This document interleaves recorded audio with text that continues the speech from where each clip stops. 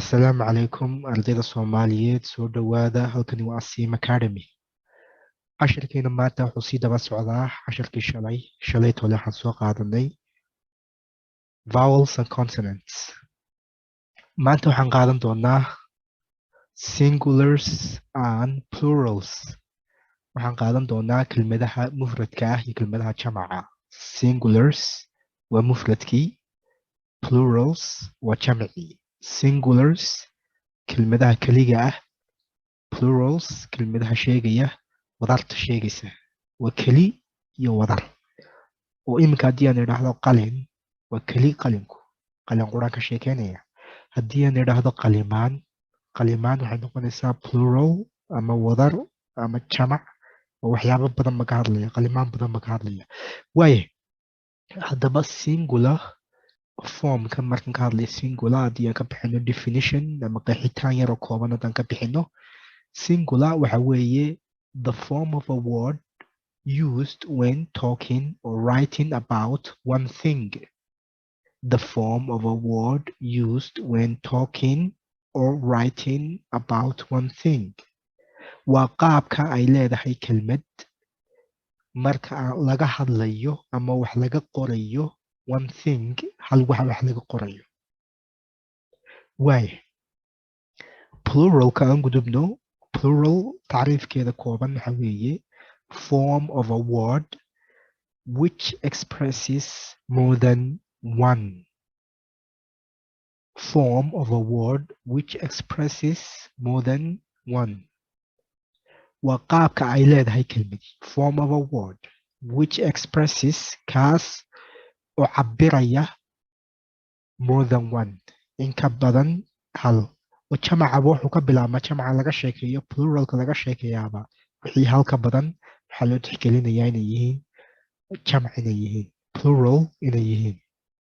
Examples of singulars and plurals. Halkan waxaan ku arkaynaa tusaalooyin. Examples singulars and plurals, mufrad iyo jamac. Halkan columnkan waxaa noogu yaala mufradkii waa singularkii, wax kastoo keli ah halkan uu noogu jiraa waa kelmadihii. Halkan waxaa noogu jira plurals, waa wax kastoo ah markaas jamac ah, jamac.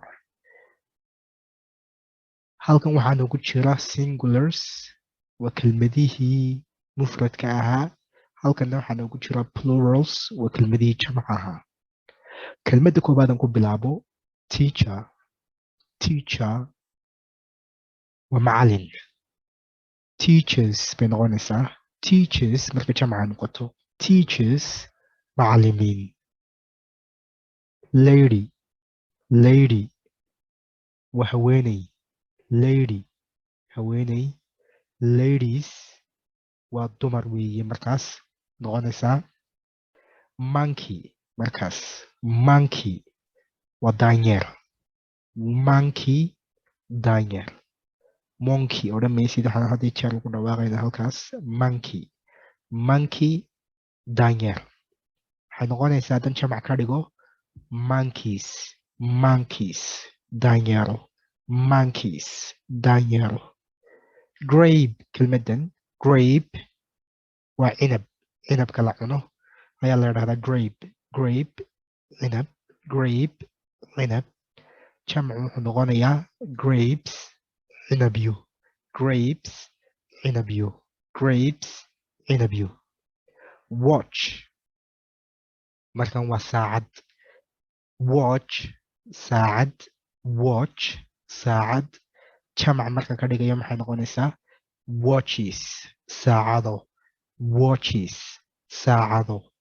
Watches saacado. waayahay sidoo kale watch markay noun-ka tahay bay macnaheedu saacad tahay. markay verb-ka tahay ama ficilka tahay macnuhu wuu ka duwan yahay. waxay noqonaysaa markaas daawasho. Watch daawasho. waan kala dhigan doonaa casharada future-ka soo socda. waayahay rule of plural, sharciga jamaca. sharci baa jira jamaca markaad kelmadda ka dhigaysid.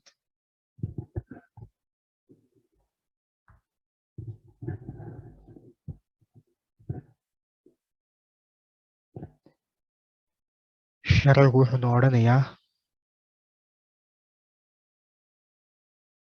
we usually add s or es to the end of a singular word. badanaa waxaan ku darnaa s ama es dhammaadka kelmadda mufradka ah dhammaadkeeda waxaan ku darnaa badanaa s ama es to make it plural si aan uga dhigno jamac.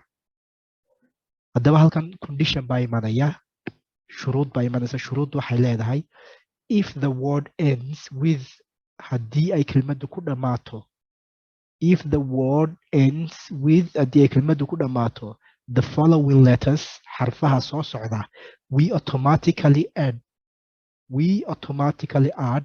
es si automatiga ayaan ugu dari doonaa es haddii kelmaddu ay ku dhammaato xarfahan soo socda si automatiga ayaad ugu dari doontaa es haddii jeer dhibta haysta ardayda waxaa ka mid ah kelmadihii mufradka ahaa iyo kuwii jamaca ahaa ma garanayaan way ogyihiin in qaarna lagu daro s qaarna lagu daro es laakiin waxay ku odhanayaan macalim goormaa ku daraa s goormaa ku daraa es waan ku dawaqay haddaba kelmadahan xarfahan aan idhaahdo xarfahan lixda ah ee halkan yaala haddii ay kelmadaadu ku dhammaato si automatiga ayaad ku dari doontaa es haddii aanay xarfaha mid ka mida ku dhammaanin kelmadaadu ay kuwo kale ku dhammaato sida n oo kale l oo kale j oo kale q oo kale haddii ay ku dhammaato s baad iska raacinaysaa laakiin intan haddii ay ku dhammaato intan mid hadday ku dhammaato waxaad raacin doontaa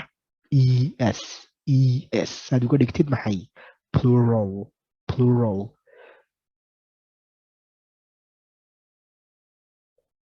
aan aragno tusaalayaasha okay tusaalahan halkan waxaa noo yaala sidii caadiga ahayd singulars waa mufradkii halkanna waa maxay plurals waa maxay plurals oo kuwii jamaca ahaa ama wadarta ahaa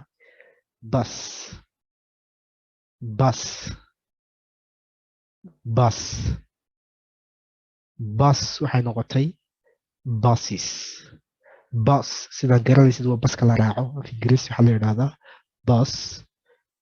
buses waxay noqotay jamacii sababtan es u raaciyey waad sharci karaysaa baan u malaynayaa sababtoo ah bus waxay ku dhammaatay xarafka s xarafka maxay bay ku dhammaatay s haddii ay intan ku dhammaato baan yidhi waa inaan raaciyo es sna halkan ay ku jirtaa marka waa inaan raaciyo es saan uga dhigo jamac fasal jamac wuxuu noqonayaa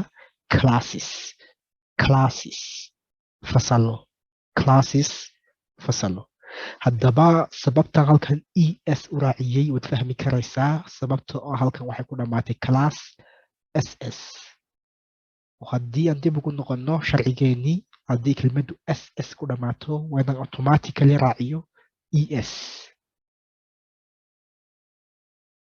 brush waa brushka waxaad ku dhawaaqaysaa brush ma odhanaysid okay brush waa brushkii jamci wuxuu noqday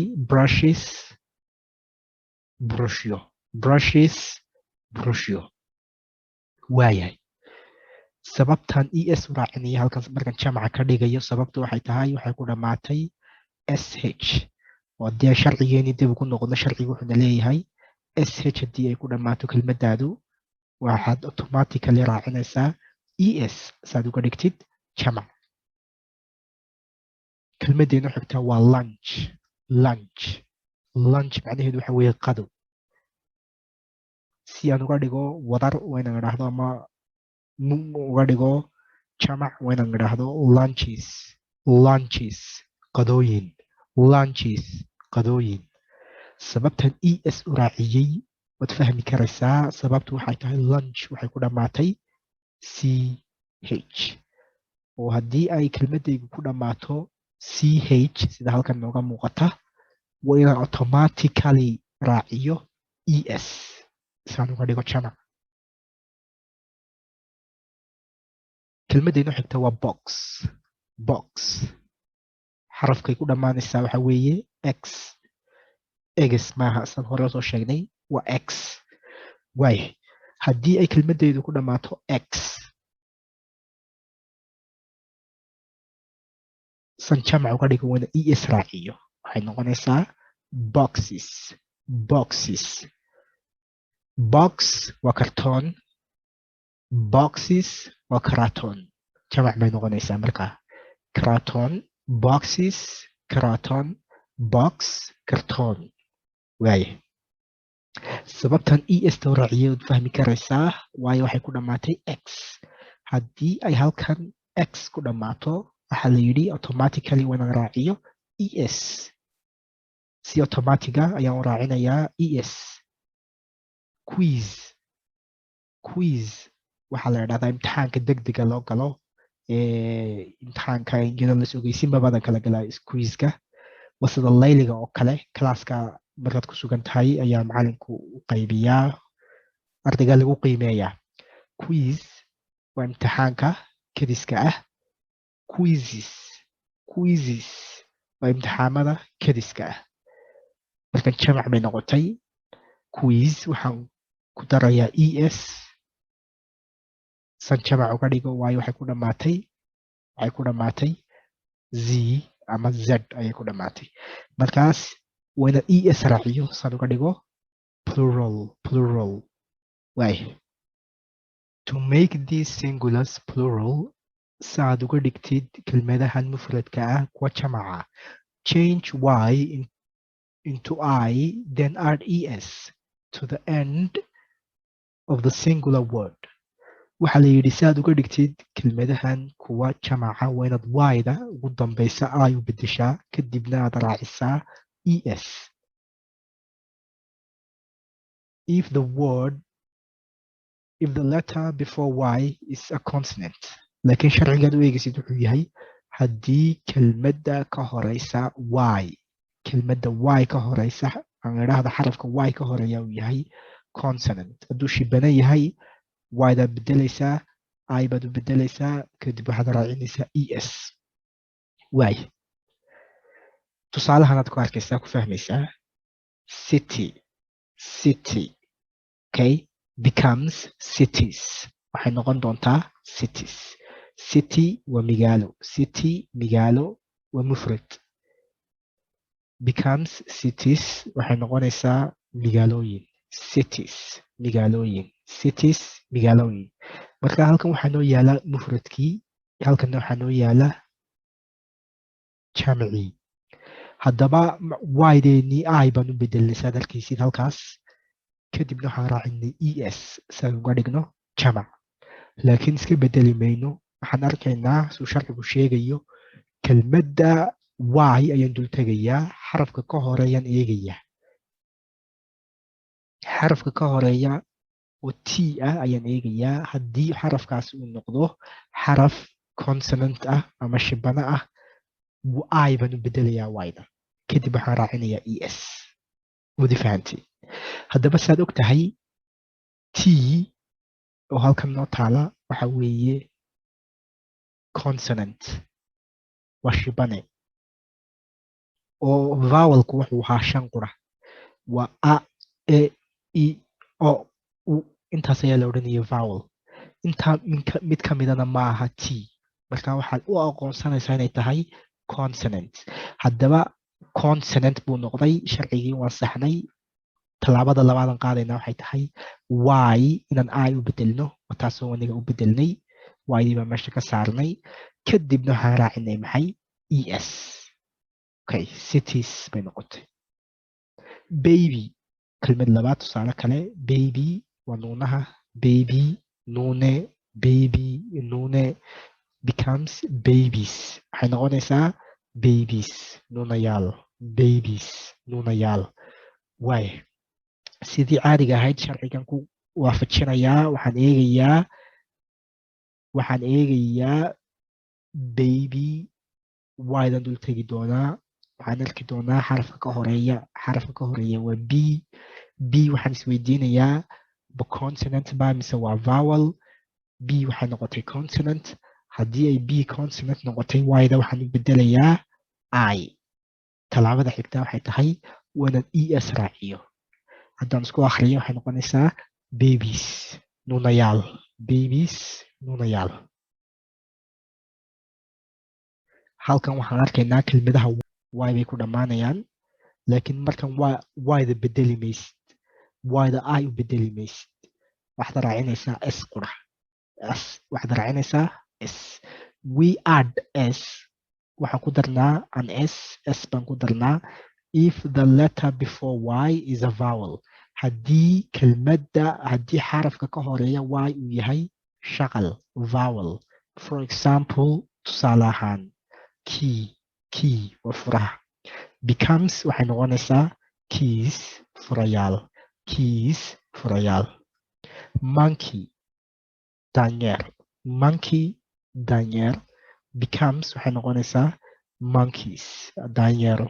monkeys daanyeero. markan monkey waa mufrad, markana monkeys waa maxay? jamac weeye. haddaba waxaa la yidhi y baad eegaysaa. y xarafka ka horeeya hadduu vowel kuu noqdo s iska raaci, waxba I ha u bedeli. y baan dul taaganahay iminka. xarafka ka horeeyaan eegayaa. xarafka ka horeeya waxaa noqday e. wuxuu noqday maxay? na waxaa is weydiinayaa ba vowel ba mise waa consonant. waa maxay? waxay noqotay vowel.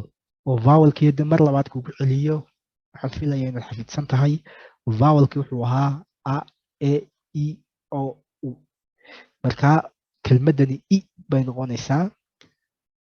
waa vowel.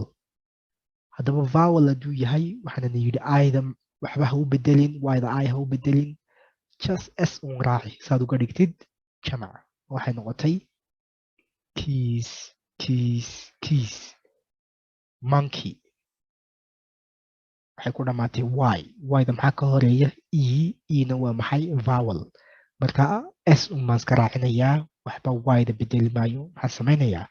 s unbaan raacinaya. waxay noqonaysaa monkeys daanyeero. monkeys daanyeero. okay, ardayda sharafta badan, halkan waxaa inoo yaala exercise. waa layli weeye, waad kasoo shaqayn doontaa. layligu wuxuu ka odhanayaa bring the plurals of these words. bring the plurals of these words. keen jamaca kelmadahan. keen jamaca kelmadahan. marka halkan waxaa kugu qoran 5 kelmadood oo dhammaantood yihiin singulars. dhammaantood waa mufrad. adiga halkan waxaan kaa doonaya inaad keentid maxay? jamacoodii. casharkeenu halkaasuu ku eegyahay. khayr badan baan ii rajeynaya ardayda. waxaan rajeynayaa markaad casharka aad dhegeysanaysaan buug iyo qalin aad soo qaadataan, meelaha muhiimka aad qorataan. aad ayaan idin salaamayaa. and as always, take care.